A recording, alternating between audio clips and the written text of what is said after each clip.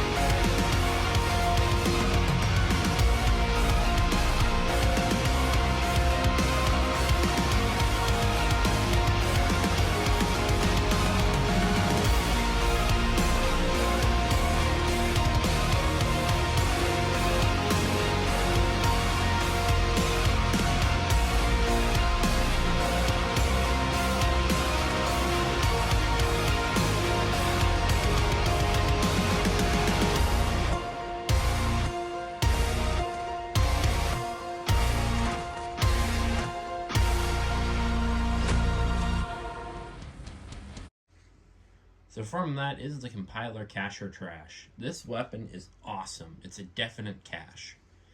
It's very durable, especially at max level, which I have them at. It does a lot of damage and has a very fast projectile speed and is probably the definition of utility for a weapon. Because that artillery mode, you could use it. I've had times in Clan Wars where there was a Kensei build running around on base, and I used my compiler artillery mode to knock that Kensei build out of invis so we could take him out to stop him from stopping us from capturing the base. So it has a lot of utility. Then the artillery mode can cripple builds if you hit them correctly, and the damage output in cannon mode is pretty good. So really, that's it for the review. Please consider liking and subscribe. See you next time. Bye bye.